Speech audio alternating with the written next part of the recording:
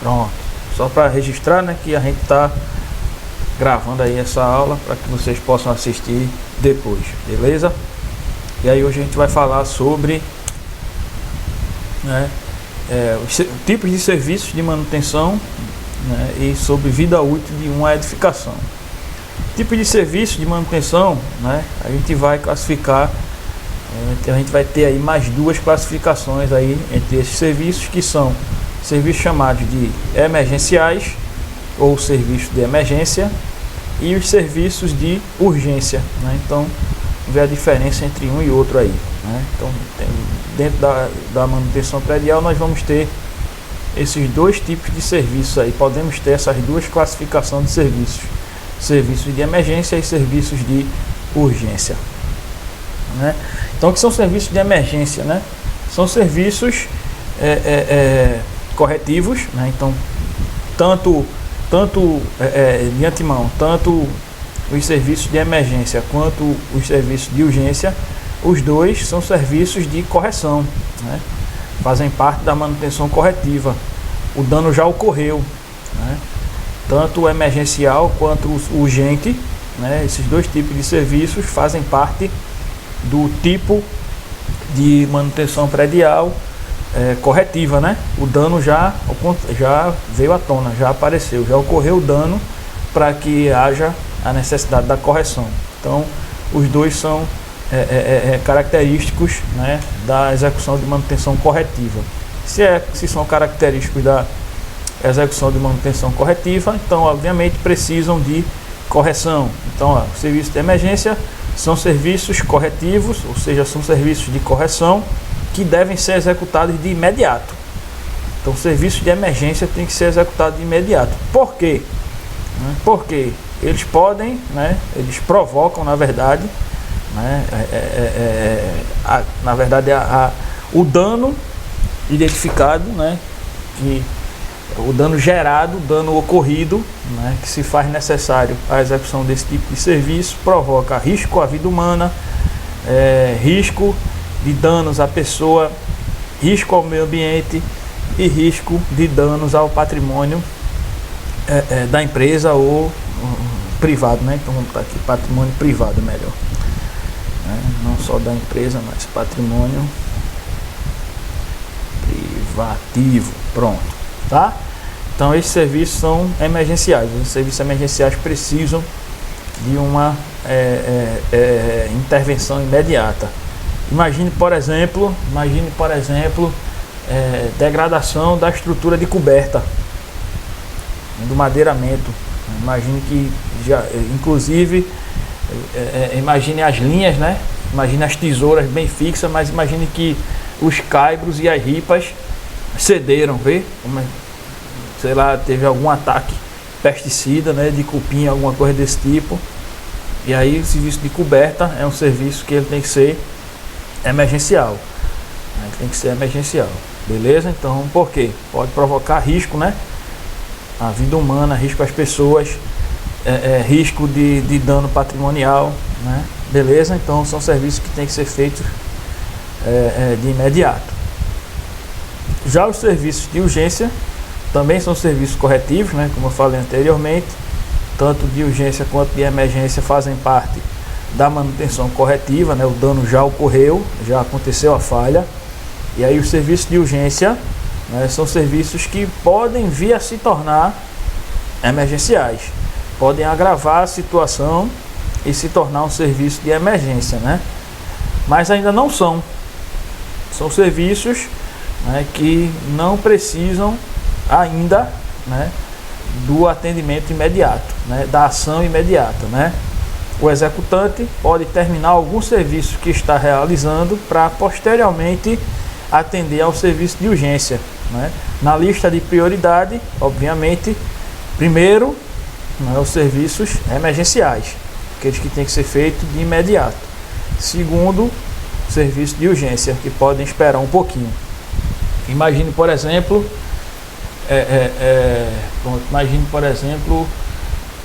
deixa eu ver aqui, uma viga, né? Uma vigazinha que flambou. Aí você escora e depois executa. Pronto, escorada, está sanado. Então é um serviço de urgência que ainda não é de emergência, mas se via trincar mais e flambar um pouco mais, aí ele agrava e se torna um serviço emergencial, né? Beleza?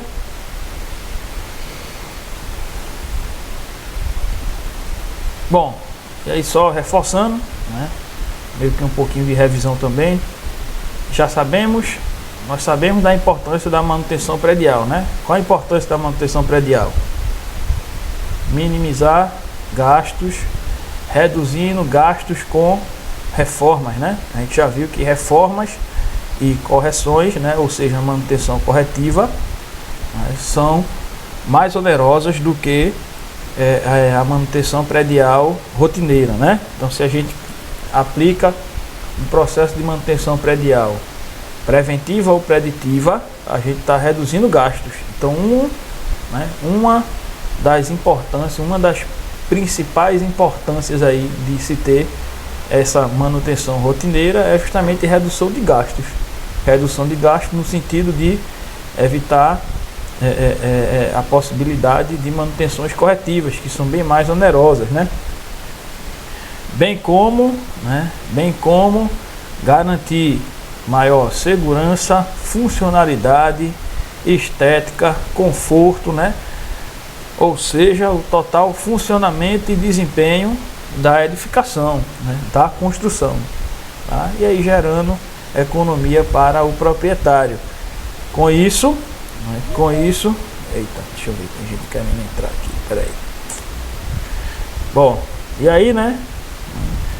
Com isso, quando se pratica serviços de manutenção rotineira, nós temos o seguinte benefício na edificação: aumento da confiabilidade, né, da segurança, né? Isso aqui, através da segurança, se confia mais na construção quando se tem um sistema de manutenção rotineira. Melhora a qualidade da edificação, da construção, diminui custos, então redução de custos, como a gente já falou, né? Reduz os custos porque as manutenções corretivas e reformas são bem mais onerosas do que manutenção preventiva e preditiva, e melhora a segurança da edificação. Então esses aí são benefícios que nós temos quando fazemos uso dos serviços de manutenção rotineira, né? Que aí são manutenção preditiva ou preventiva. E aí, falando agora em desempenho da edificação, né?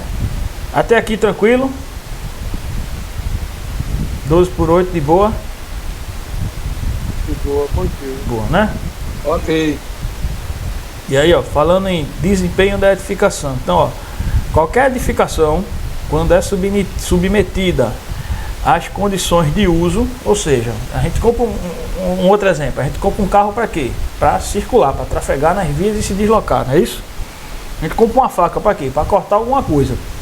Uma faca serra para quê? Para cortar o pão, cortar um bolo, alguma coisa desse tipo, né? Então tem um uso específico, né?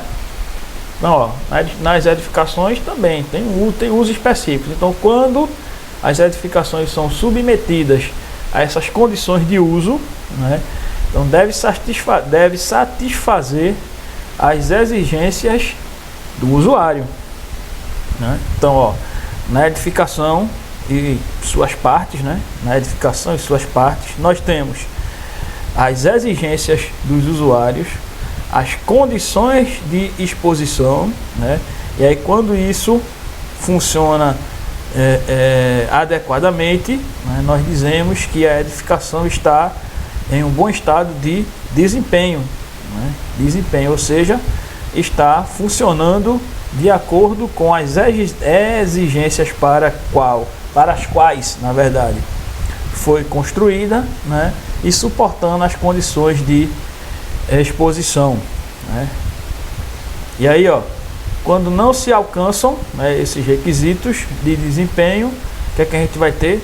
Falhas no sistema, em qualquer um dos sistemas, e aí a gente vai vir a ter problemas construtivos, que aí podem ser anomalias ou falhas, e aí chegaremos a uma patologia, né? E aí patologia é o dano exposto, né?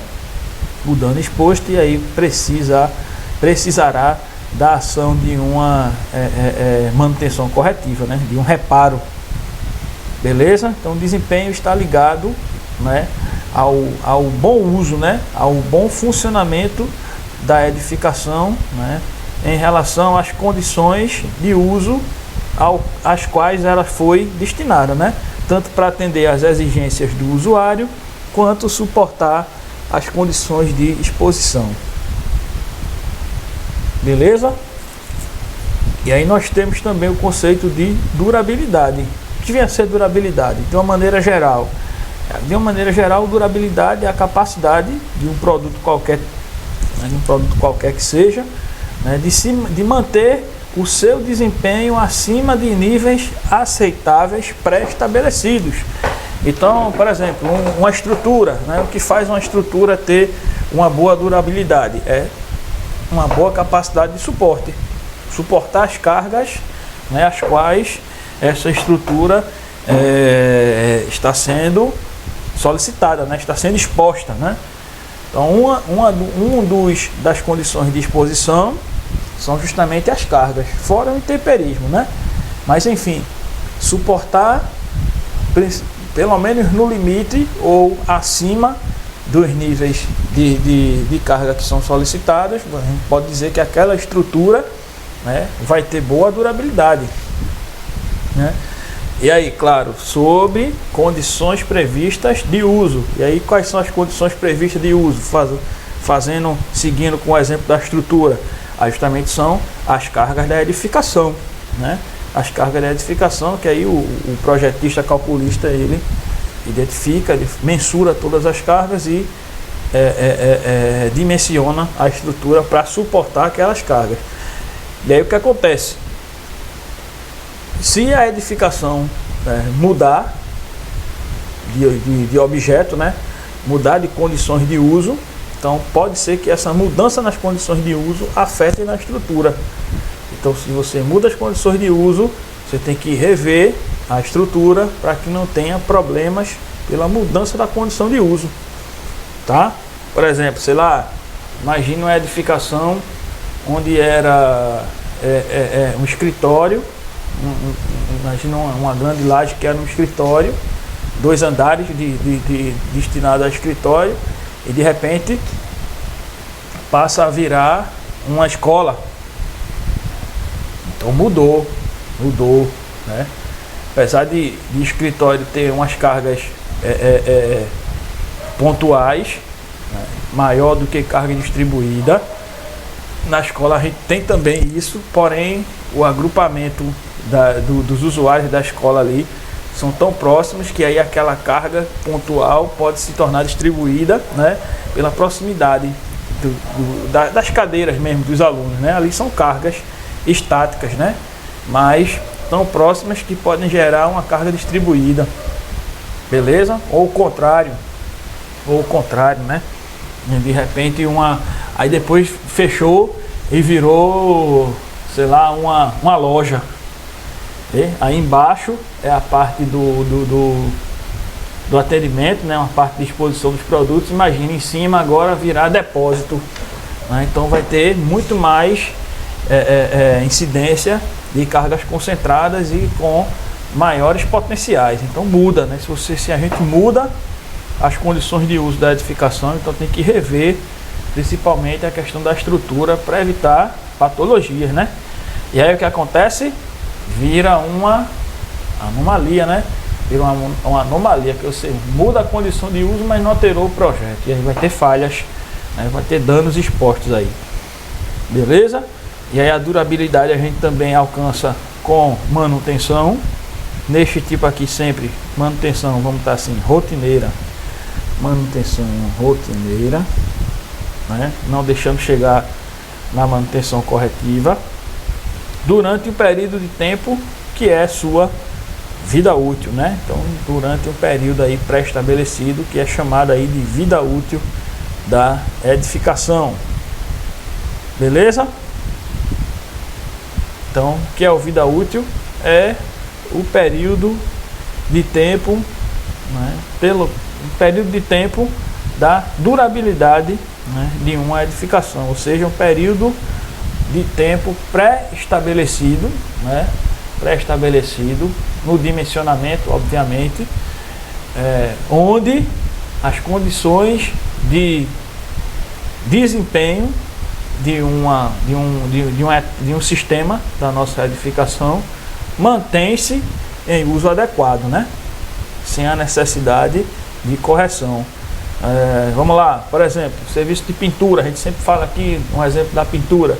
Então, todo fabricante bota lá no rótulo da sua embalagem ou na sua embalagem, enfim, né, o tempo estipulado, né, pelo dimensionamento deles, de você fazer a substituição da pintura, geralmente 2 anos. Então, o fabricante garante que durante 2 anos, né, aquela pintura ali vai ter as suas características de desempenho.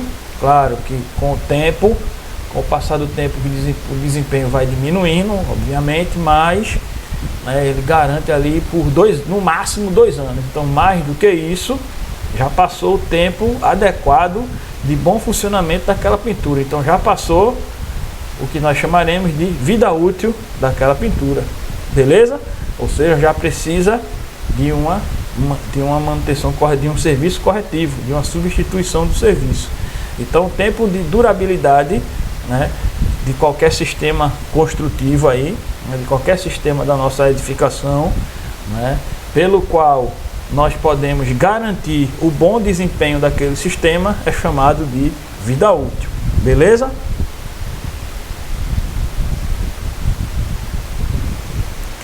Bom, e aí nós temos o seguinte ciclo, né? Em relação ao desempenho. Então, estrutura ou edificação aqui com desempenho satisfatório, né? A gente faz a pergunta, né? Nossa edificação está ali com desempenho satisfatório, ou seja, os sistemas estão funcionando adequadamente, né, de acordo com o que os usuários solicitaram e as solicitações também de exposição, tanto de carga quanto intemperismo, enfim, a tudo que envolve os critérios de desempenho. Isso aí está favorável ou não?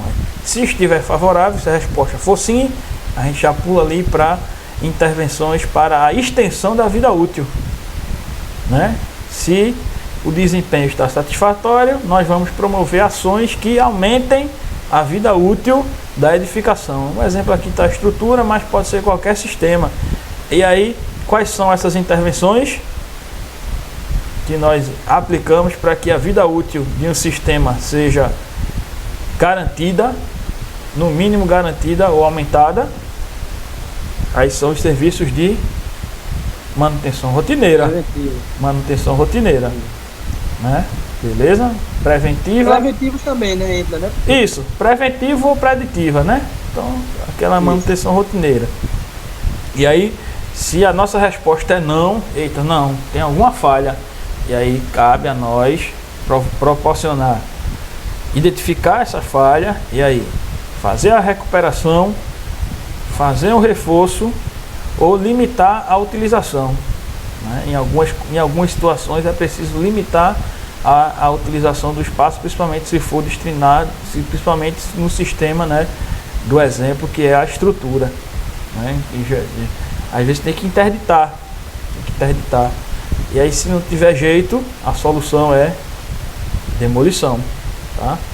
Então, no caso da estrutura, se não tiver atendendo aos critérios de desempenho, primeira opção é recuperação. Se não couber, né, a recuperação, então proporcionar um reforço na estrutura, né? Se também não for suficiente ou não for possível, aí limitar a utilização, né? Ou seja, interditar inclusive algumas áreas. Caso não caiba nenhuma dessas ações, a solução é demolir, né, de respeito à estrutura, tá? E alguns outros sistemas também, né? A gente vai lá e tenta a recuperação. Se a recuperação não for viável ou não for aceitável, então procura reforçar o sistema, né? E aí, se também não tiver condições, então desfazer e fazer novamente da maneira correta, para atender aos critérios de desempenho satisfatório. Beleza? Então isso se aplica a qualquer sistema da nossa edificação. O exemplo aí foi a estrutura. Tranquilo?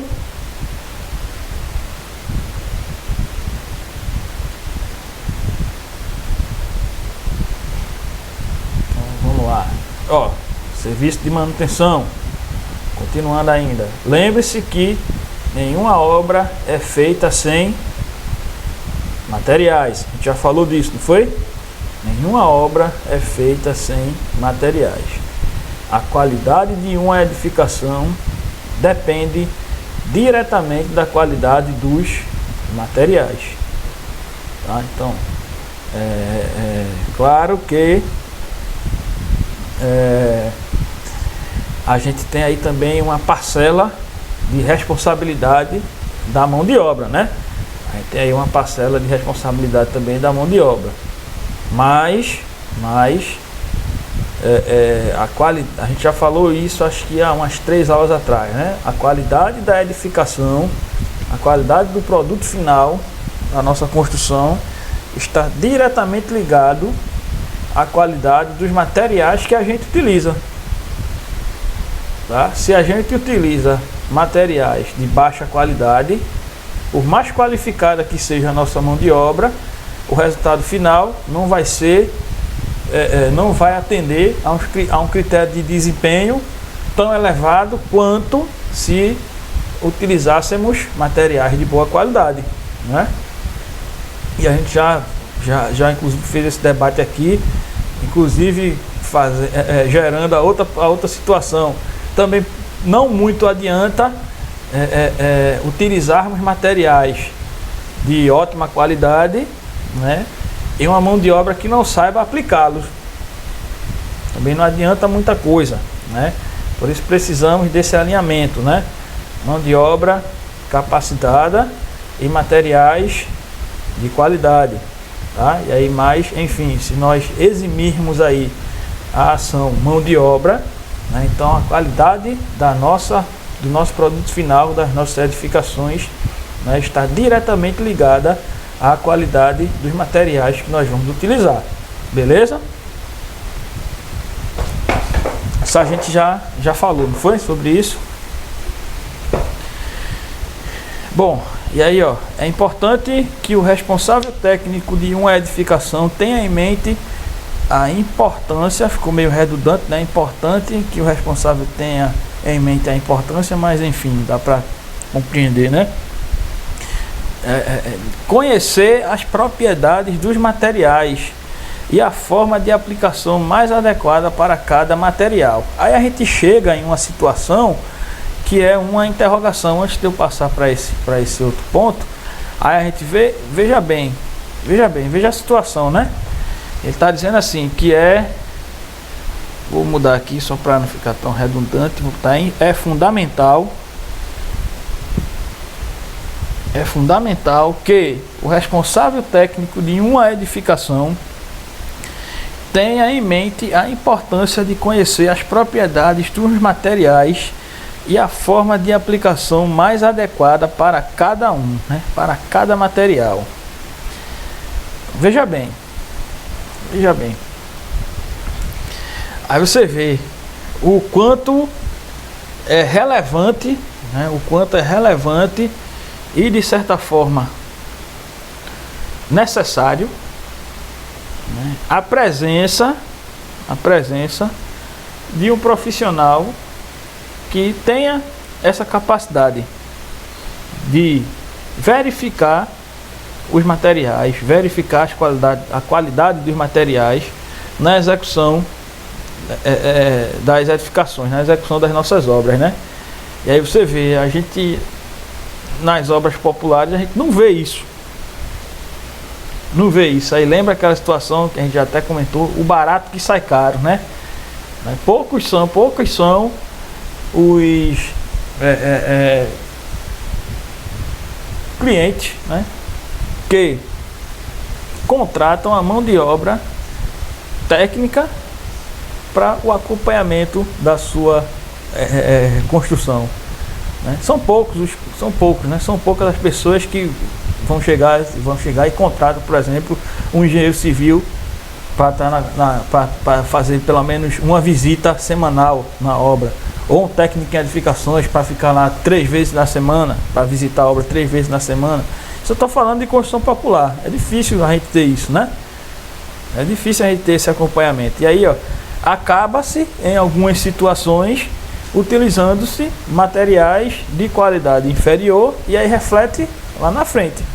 Você deixa de, né, você perde o critério aí, você perde um pouco, né, na qualidade da sua construção final.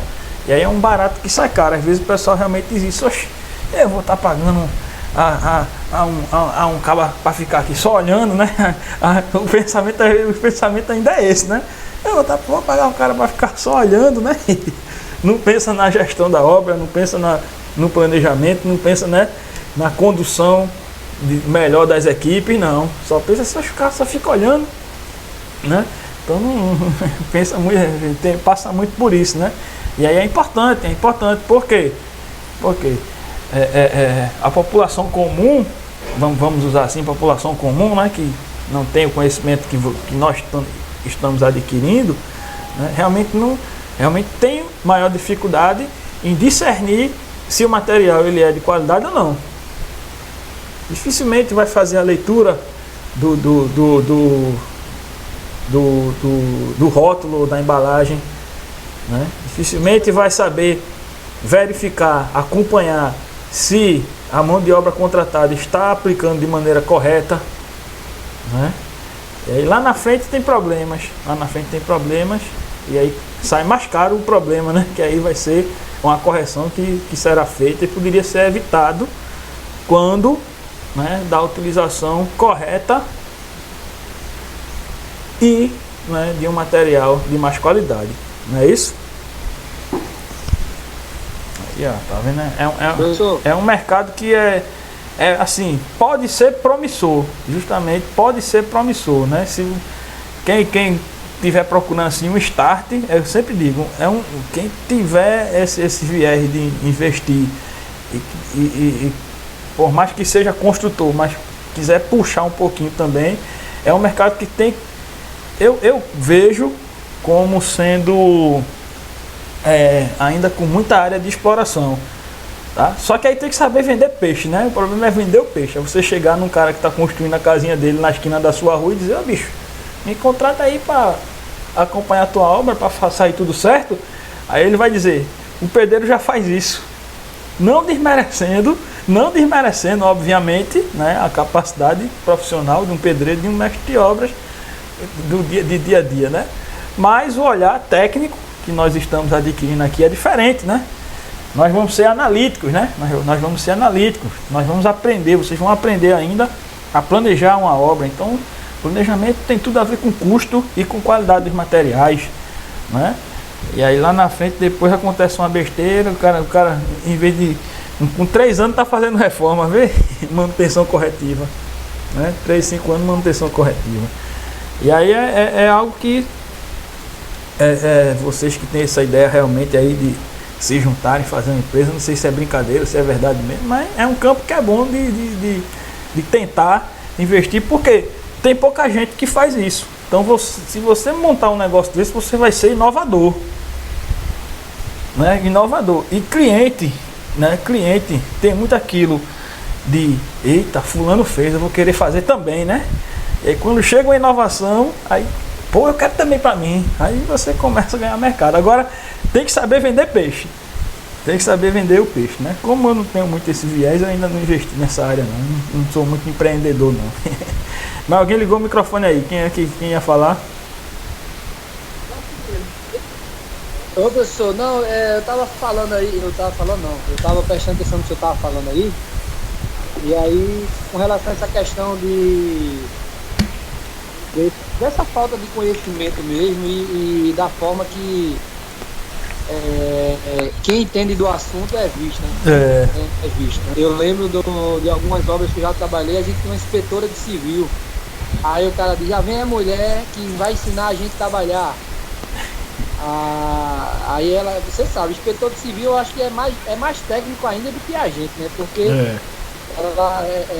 ela estudou que inspeção, né? Na área de inspeção, enfim. E aí eu vejo lá ela brigando com os encarregados, até a água que o cara coloca para fazer lá a argamassa. Que o cara pega aquela água da chuva, aquela água que fica acumulada lá no carrinho de mão, e ela chama muita atenção nisso aí. Mas é visto assim, como aquela pessoa que não faz nada, que vem para parar o serviço. É fogo. Mais ou menos essa visão que a gente tem. Pior que então. Aí a mesma situação da população geral. A mesma visão da população geral. É igualzinho. Mas é assim mesmo. Aí é isso que a gente tem que lutar para mudar, né? Aí essa realidade, né? Bom, e aí, né?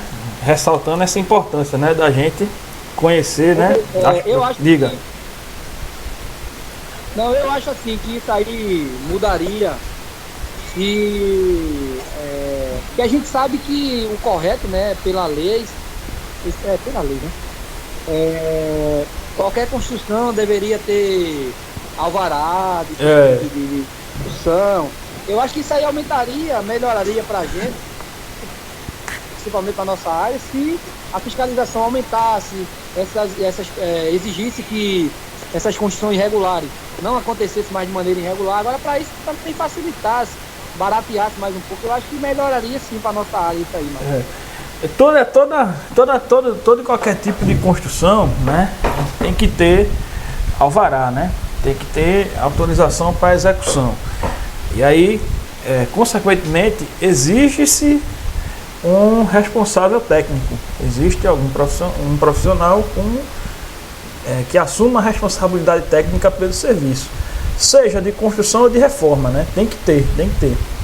Tá? Mas justamente o que falta, né? O que diminui é uma ação mais efetiva, né? Dos órgãos fiscalizadores, né? Tanto do CREA ou da prefeitura, enfim, dos órgãos que fiscalizam isso aí.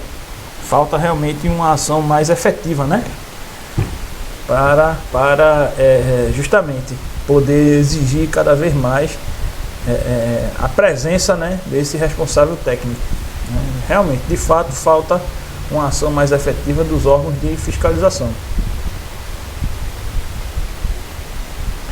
E aí, a gente tem que, qualidade, sustentabilidade e desempenho de uma edificação nascem com o projeto. Então, no projeto, né, nós já temos ali, né, o vislumbre, né, da qualidade, sustentabilidade e desempenho de uma edificação. Então, falhas de projeto acarretam também, né, na redução dessa qualidade, né. Por quê? Porque se consolidam, né, todas as características de projeto, né, se consolidam ou se solidificam na execução. Então, a falha de projeto, se não for identificada e corrigida, né, se tornará uma falha de execução, né, se consolidará em uma falha de execução. Consequentemente, né, terão problemas durante a conservação, operação e manutenção da edificação. Tá? E aí, tem um gráficozinho aqui que expõe as principais causas aí de falhas nas construções, tá? Então veja bem, materiais têm uma relevância ali, 15%, mas ainda assim 42%, né, de falhas de execução, né, de falha nas construções, na verdade, são relacionadas aos projetos, né? Então nós temos um índice muito grande ali, tá vendo? Note que nós temos um índice muito grande, né? Nós temos um índice muito grande ali de falhas nas edificações relacionadas aos projetos, 42%.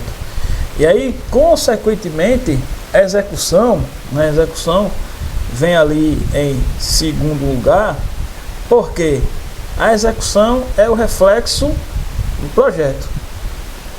Se nós temos falhas de projetos, consequentemente, vamos ter um elevado número, um elevado percentual ali também de falhas na execução. A execução é a concretização do projeto. E aí, por que não é igual? Porque em algum lugar do tempo, as falhas de projeto, algumas dessas falhas de projeto são identificadas e corrigidas a tempo, né? E aí, ó, tirando essa parte de projeto e execução, a gente tem os materiais como sendo, né, a terceira parcela aí, né? A primeira parcela tirando projeto e execução, mas, né, na parcela do gráfico em relação às causas de falhas nas construções, nós temos aí os materiais com 15% de responsabilidade, né, pelas falhas nas construções.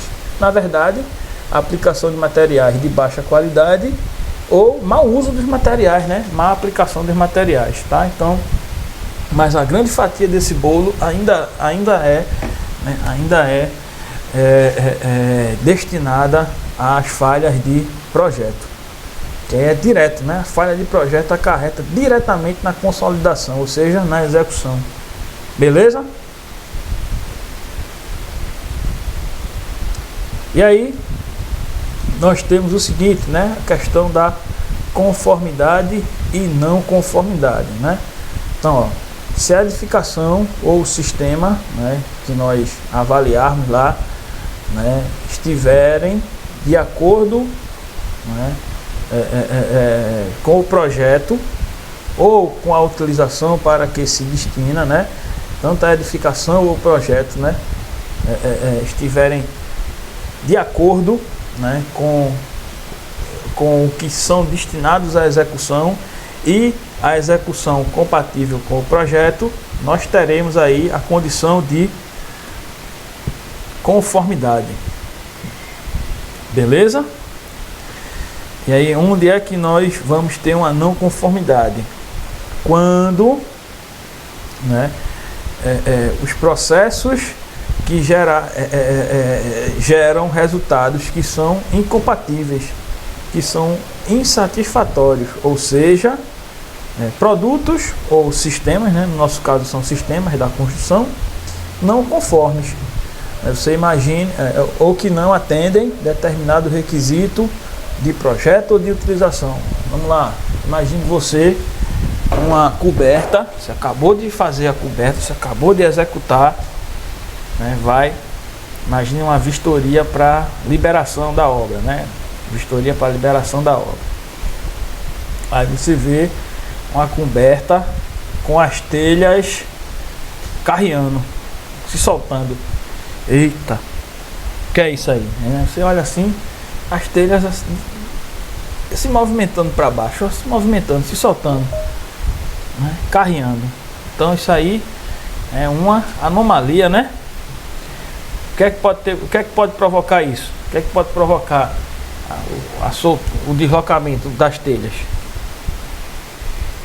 Diga aí, o que é que pode provocar? Se ela não tiver fixa, se ela não tiver fixa aí, se ela não tiver fixa, geralmente quando é telha, fibrocimento, vamos citar ela, dependendo da inclinação, se ela não tiver fixa com um haste de alimento ou alguma outra coisa, o vento, até o vento mesmo pode, no decorrer do tempo, dos dias, ventando, ela vai começar a sair do lugar.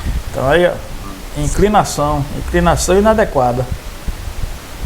Inclinação inadequada. Então, anomalia. Aí é bronca, tem que mexer na estrutura da coberta, né, para recuperar essa inclinação, tá? Pois é, o argamassamento final, às vezes também pode ser, se for da extremidade, é só argamassar, né, para segurar um pouquinho mais. Mas assim, grande parte desse problema é inclinação. Então, se você identifica isso aí está conforme ou não conforme?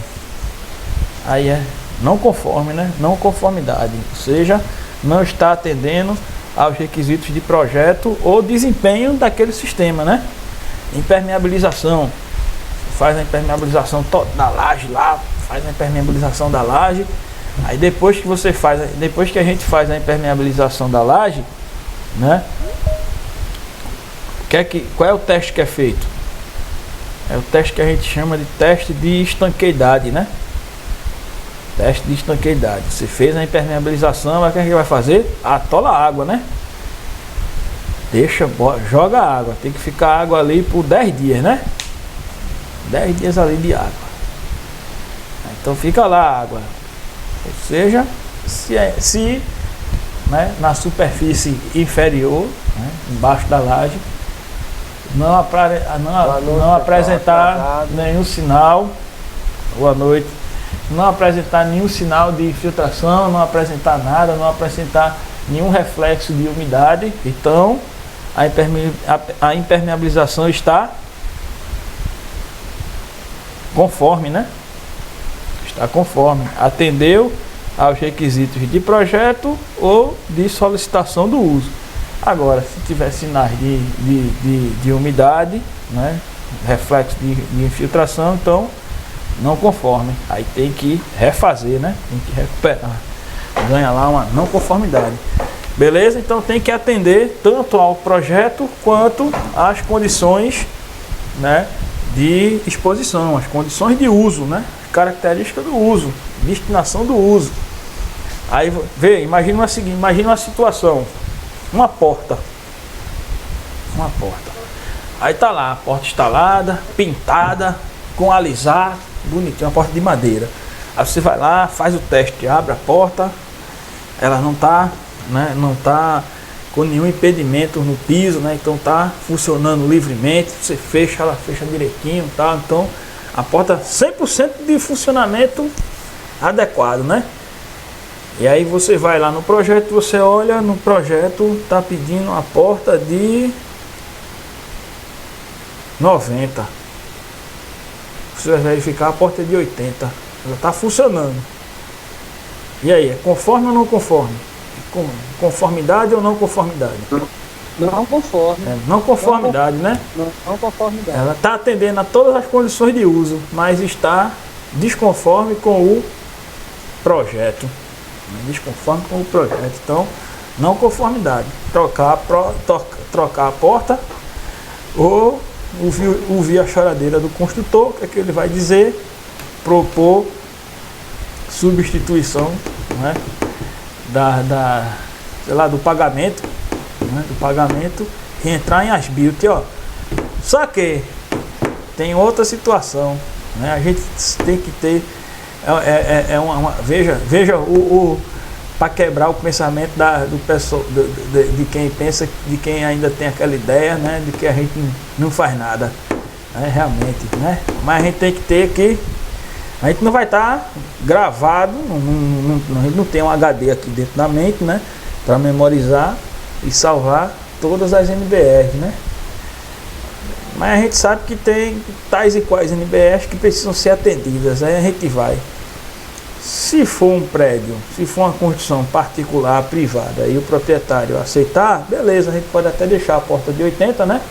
Deixa a porta de 80 com essa não conformidade, modifica o pagamento do construtor e entre em as-built para mudar de 90 para 80. Agora, se for um prédio, né, destinado a, por exemplo, comercialização, por exemplo, que a gente diz, vamos construir prédiozinho para vender pela caixa, né? Então a gente vai comercializar. Ou for um prédio público, tal, um prédio com finalidade de atendimento público, aí a gente tem que ter agora em mente as condições da NBR de acessibilidade. Aí a gente vai lá e pega ela, lê e diz, eita, a porta de 80 não passa, tem que ser no mínimo 90, né? Que é o mínimo de vão para passar. Um cadeirante é 90, né? Com mais conforto é 1 metro, mas o mínimo é 90. 80 não passa, ele tem que passar, não dá para ele ir sozinho, né? E as condições de acessibilidade é fazer com que, né, os usuários que precisam da acessibilidade, eles consigam fazer uso do sistema de uma forma mais autônoma, né? É como se ele pudesse ter condição de passar sozinho, sem ajuda, né? Então essa é a condição assim da acessibilidade. É tornar com que as pessoas que necessitam da acessibilidade se tornem mais independentes, né? consigam, né, ter acesso realmente, consigam transitar pelos ambientes com mais independência. E aí com a porta de 80 não vai dar, né? Então aí vê, a gente é o pessoal que não faz nada, né? Somente a gente tem que ter ideia de todas as NBR na cabeça. Né? E aí é bronca, né? Aí realmente vai ter que, por mais bonitinha, por mais funcionando direitinho que esteja a porta, se for não conforme com o projeto, dependendo da situação, não tem condições, vai ter que trocar, né? Aí é que entra também. Cadê? Não tinha profissional de repente durante a execução para acompanhar isso, né? Para verificar projeto e execução. Quer dizer, vai gerar mais custo, vai gerar um custo aí. Você imagine 10 portas dessas já assentadas, né? Aí é um custo adicional estupendo, né?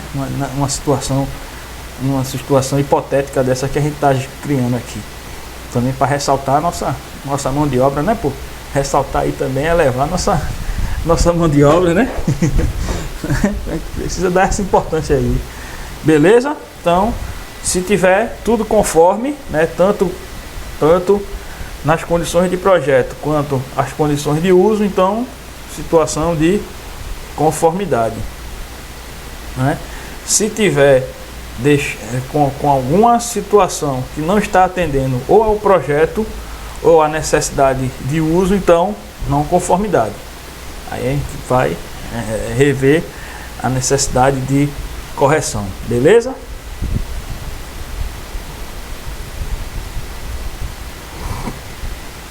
Bom, em relação ainda aos, né, no que diz respeito ao surgimento das anomalias e falhas, né, as anomalias e falhas, nós vamos ter aí, né, a classificação em relação ao estado crítico, né, ao estado de criticidade desses danos, né, anomalias ou falhas.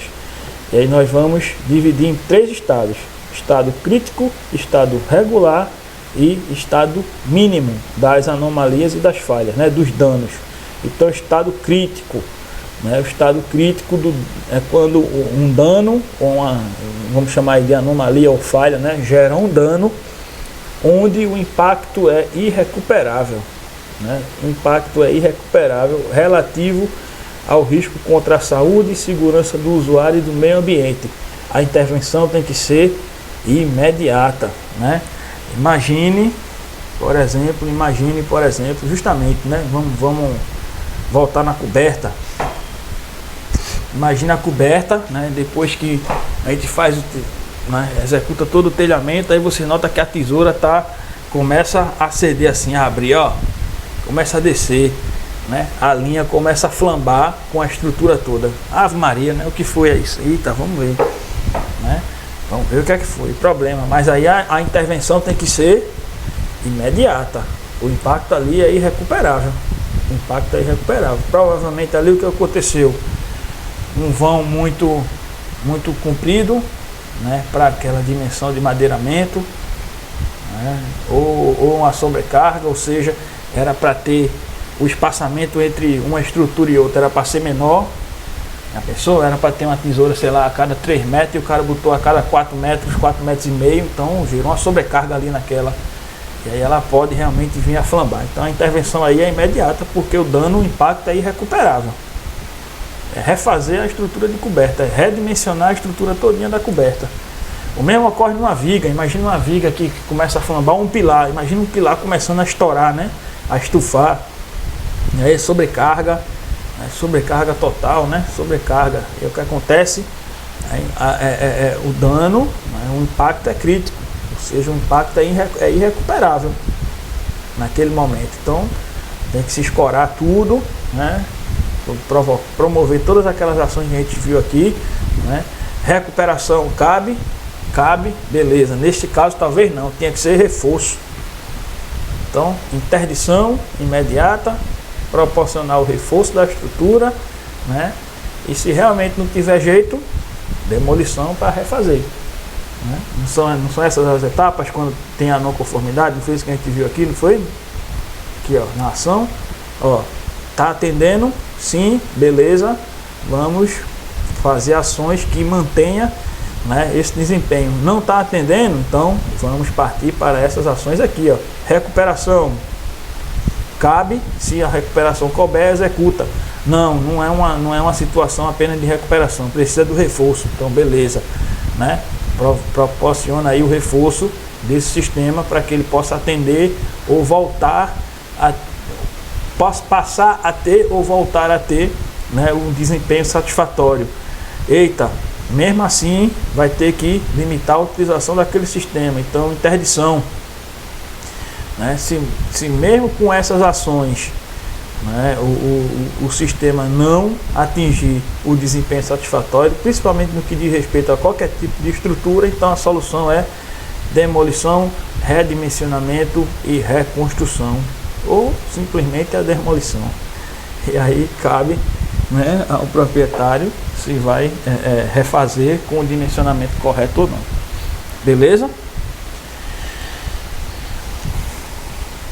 O outro estado de criticidade que nós temos, né, em relação aí às anomalias e às falhas aí, é o estado regular. Então é um impacto parcialmente recuperável, né? Então nós temos perca parcial, né, de funcionalidade e desempenho. Uma intervenção tem que ser feita a curto prazo para que, né, esse dano, essa patologia evolua para um estado crítico, né? Evolua para o estado crítico. E aí vamos lá, um exemplo. Uma laje que está com, que a gente até hoje espera a foto de Ezequiel, né? A laje com o aço, né, da malha exposta, né? Então aí, ó, é uma intervenção aí a, né, curto prazo que a gente tem que fazer para não evoluir, né? Mas aí é um impacto regular, não é crítico. Não vai cair o prédio por causa disso. Pode vir a cair, né, na situação, se for numa viga, se for num pilar, se for numa estrutura, e a intervenção que tem que ser de curto prazo, né, não ocorrer. A intervenção que tem que ser de curto prazo não ocorrer, né? Tem até umas fotos aqui, vou mostrar a vocês. Vou procurar, dar uma pausa aqui, vou procurar, que é de uma edificação que eu fui visitar para fazer justamente um orçamento de um serviço de manutenção corretiva. Vou mostrar a vocês aí a condição, como é que está lá a estrutura. Beleza? Vamos fazer agora.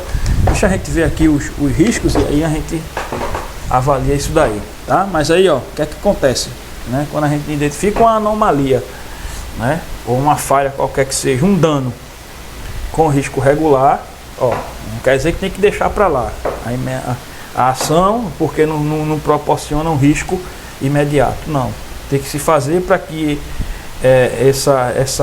esse dano não evolua no critério de criticidade, não passe de um risco regular para um risco crítico, né? E aí, se for no pilar, numa viga, aí a gente tem que atuar realmente, né, quase que imediato, né, a curto prazo, para não deixar essa evolução de criticidade ocorrer, né? E aí nós temos, por fim, né, o estado mínimo, né, o estado de criticidade mínimo, que é impacto recuperável, né, está relacionado a pequenos prejuízos. Intervenção a médio prazo resolve. E aí vamos lá, uma infiltração, né? Uma infiltração é ideal que seja também a curto prazo, mas a lâmpada que queima, né? A intervenção a médio prazo, né? É um impacto completamente irrecuperável, né? O revestimento que está, né, que a gente diz o reboco fofo, né, caindo, né? Então é um impacto recuperável. É um impacto recuperável e pode ser feito a longo prazo. Aquilo não vai afetar no funcionamento completo da edificação. Vai em relação às condições de estética, né?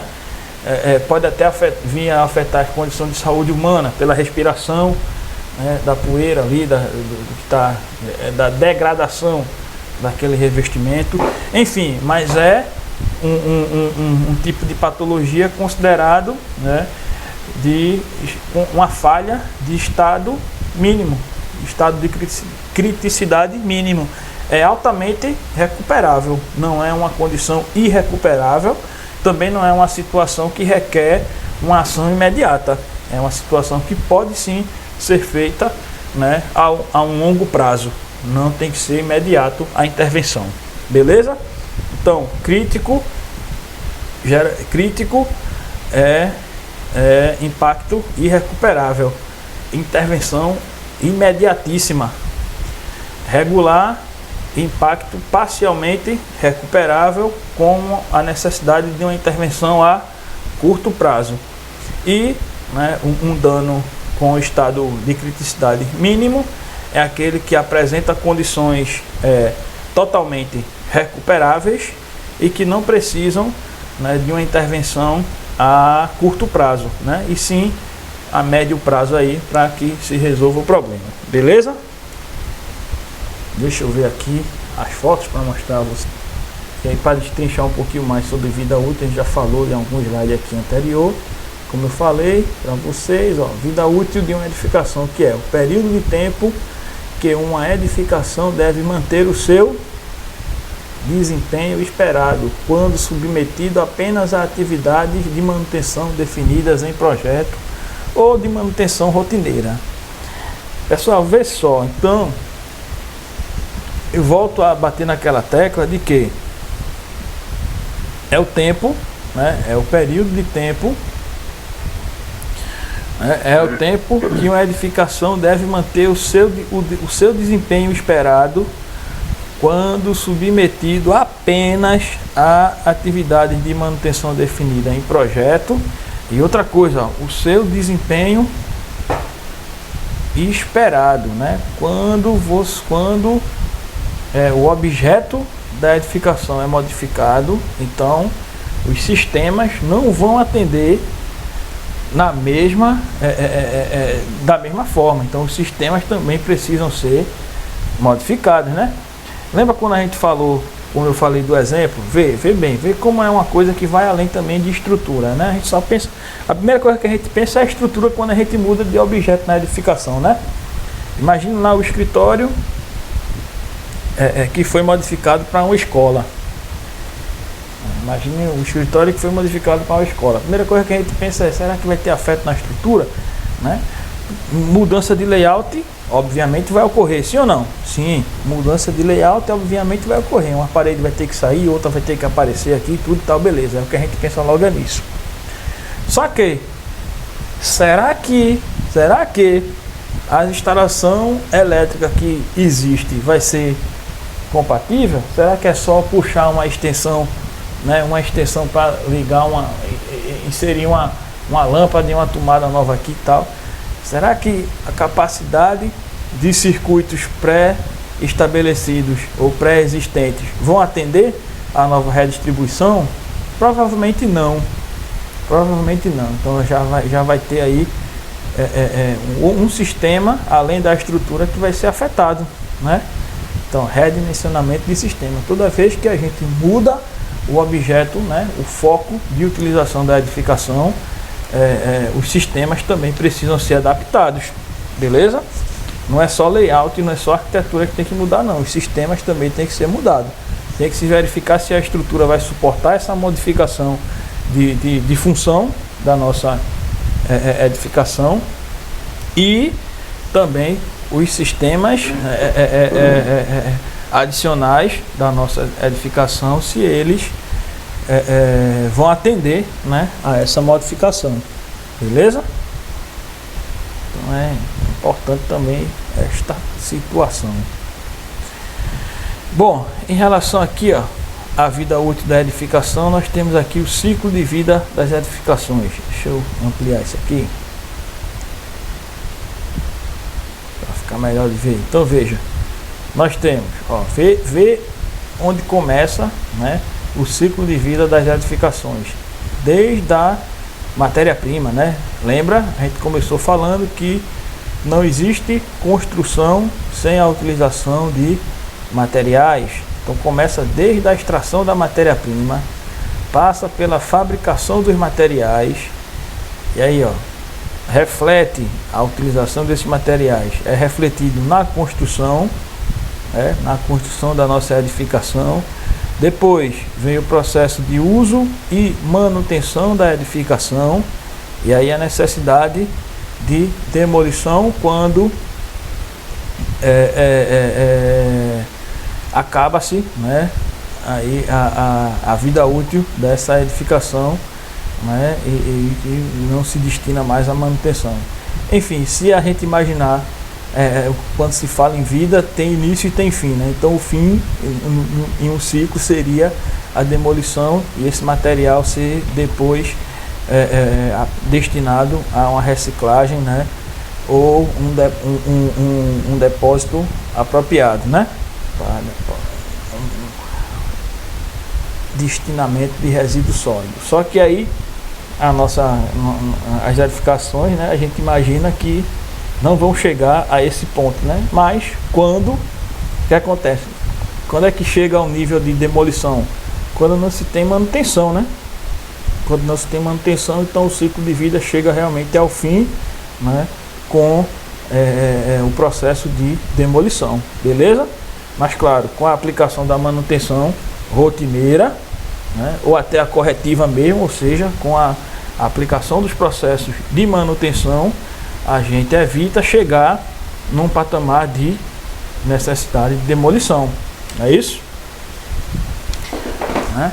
Mas porém, né, a gente escuta, né, ou seja, a gente vê prédios que são interditados e tem que ser demolidos aí justamente por falta de manutenção. Esse exemplo que eu trouxe aí para vocês, né, se não houver aí nenhuma intervenção, se já não está havendo, enfim, a falta de intervenção pode vir a proporcionar uma interdição, e aí essa interdição pode evoluir para uma demolição, né? E aí é um patrimônio, e ali o pessoal pode realmente perder o patrimônio, né? Pode já perder o patrimônio, porque já é uma construção bem antiga, né? Então quanto mais antiga a construção for, maior a necessidade da manutenção, principalmente da manutenção rotineira, né? Principalmente da manutenção rotineira, beleza? Para evitar justamente que o surgimento das patologias, ou que as patologias que venham a evidenciar-se, né, evoluam para uma situação de demolição, né? A necessidade de demolição, beleza? Então a manutenção rotineira e até a manutenção corretiva é uma das ações que, né, devem ser aplicadas para evitar, né, o final da vida da edificação, né? Beleza? Um exemplo, né, a MBR 15.575, ela disserta, né, sobre o desempenho de edificações habitacionais. Então, ó, em relação à vida útil, né, o que é que essa NBR diz? Ela diz o seguinte, aos sistemas, ó, sistema de estrutura. A estrutura de uma edificação, né, tem que ter uma vida útil definida, dimensionada em projeto de pelo menos 40 anos, né? Então, ó, vedação vertical externa, ou seja, alvenaria externa, né? Alvenaria de vedação, também uma vida útil, né, no mínimo de 40 anos. Vedação interna, né, vida útil no mínimo de 20 anos. Cobertura, vida útil mínima de 20 anos. Sistema hidrossanitário, vida útil no mínimo de 20 anos. Pisos internos, vida útil no mínimo de 13 anos. E vários outros sistemas, né? Isso aqui é só um recorte para a gente ter ideia, tá vendo? E é claro que essa condição de vida útil desses sistemas não é o seguinte: construir, vou deixar aí, isso aí tem que durar esse tempo todo. Não. Essa vida útil, ela é atingida com o processo de manutenção, né? Seja preventiva, né? Seja rotineira, e aí é melhor, aumenta e garante esse tempo aí de vida útil, ou a corretiva, né? Quando aconteceu quando aconteceu os danos, aí tem que a correção tem que ocorrer, né? A manutenção corretiva tem que ocorrer. Ô professor, Oi. Essa palavra aí, habitacional, na edificação, é o significado dela. É para casa, é habitação. Por exemplo, essa NBR, ela não disserta, ela não fala sobre as condições de desempenho de edificações industriais ou de edifícios que são comerciais, tá? É só para habitações. Habitação, né? Eu fiz essa pergunta porque a sessão da gente lá na empresa lá é habitação. Ah, o quê? Habitação, habitacional. O quê? A sessão da gente lá não é civil, não, é habitacional. Por isso que eu perguntei ao senhor o significado dessa palavra. Eu achei estranho, né? Quando eu entrei lá na empresa há 14 anos atrás, eu achei estranho. Construção civil com habitação. Aí deixa pra lá, já existia já, né? Já vem a sete. Construção habitacional. E aí, ó, os fatores que atuam, né, para a degradação da edificação. Aí a gente tem aqui, ó, o carregamento, ou seja, as cargas, as ações do vento, né, o intemperismo total aqui, ó, vento, umidade, temperatura, chuva, né, ruído, luz e calor do sol, né, beleza? Então todos esses fatores aqui atuam, né, para a degradação da edificação. E aí lembramos que as funções da manutenção predial são, quais são as funções da manutenção predial? Conservação da edificação e preservação do valor, né, do bem, né, o valor do patrimônio, a preservação do valor do patrimônio. E aí conservação da edificação, mantendo a segurança dessa construção e mantendo a habitabilidade da edificação. E no que diz respeito ao valor patrimonial, né, ao valor do patrimônio, do bem, diminuir a depreciação física do imóvel e diminuir a depreciação financeira do imóvel, né? Então essas aí são as funções da manutenção predial. Uma edificação que tem a manutenção predial de forma rotineira, né? Uma edificação que tem segurança na habitabilidade e que tem uma boa, na verdade, em vez de depreciação, vai ter uma valorização, né, física e financeira. Beleza? E aí a gente tem uma pergunta: qual a parte mais importante de uma edificação para fazer a manutenção? Qual a parte mais importante para a gente fazer a manutenção em uma edificação? Eu acho que fundação, né? E aí? A estrutura da edificação. Professor, isso aí é de um modo geral, professor. Qualquer parte. Tudo que possa vir a comprometer, desde um simples problema na parte superior até o inferior, de conexão, de tubulação, de água, de tudo. Cobertura.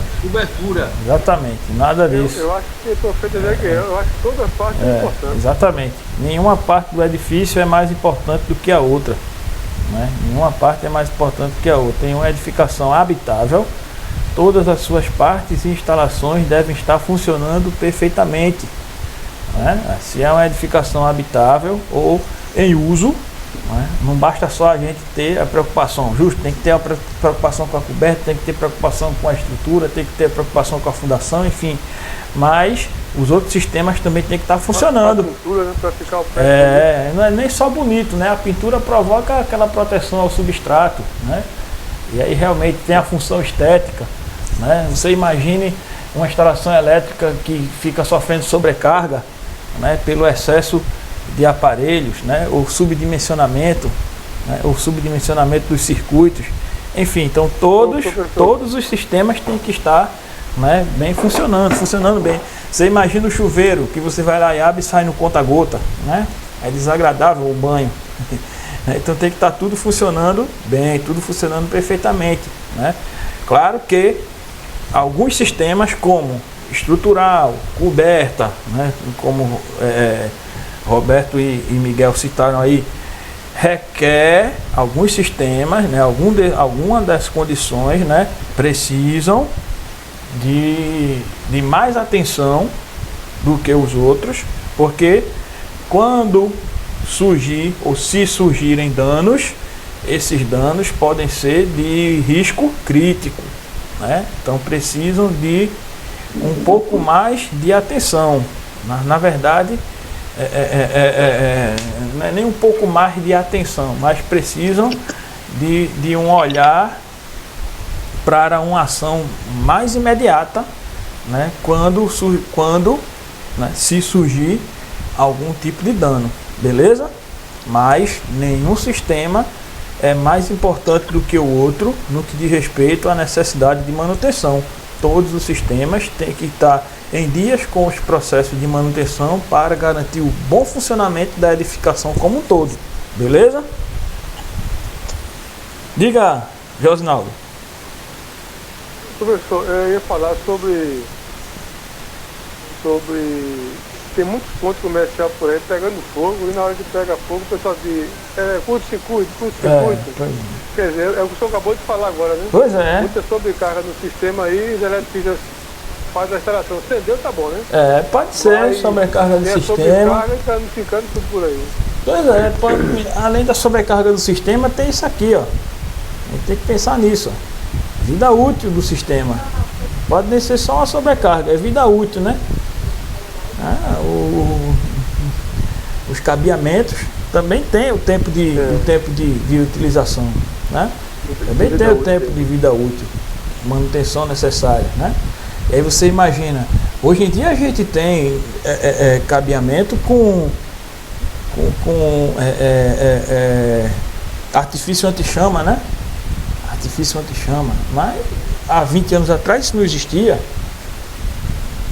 Condições de 20 anos atrás, é muito difícil chegar alguém que diz assim, eu estou fazendo uma manutenção lá em casa, é reforma, né? De reforma. Está fazendo o quê? Trocando os fios. Já ouviu alguém dizer isso? Acho que uma em 1000 pessoas faz isso, sei lá. Vamos estar uma em 200. Tem que sair catando 200 pessoas, pode ser que uma diga assim, eu troquei porque começou a dar curto, começou a ficar a luz piscando, começou a queimar as coisas, aí eu troquei. Mas é muito difícil muito difícil a gente escutar alguém dizer assim, não, já faz mais de 20 anos que eu construí minha casa, eu tô tocando os fios todinho. Eu nunca escutei isso. Pois é, né? E aí, ó, o que acontece? Pode vir a ocorrer isso, sobrecarga de circuito, sobrecarga de sistema, aparelho queimando, uma bomba, né? Pois é bronca. Só vai pro conselho quando ela para. Pronto, só vai pro conselho quando para. Parou, leva pro conselho. Enquanto não para, tá funcionando. Tá funcionando, vale, né? Tá funcionando, vale. Pronto, gente. Então, beleza. Vou colocar. Daqui a pouco eu coloco esse vídeo lá.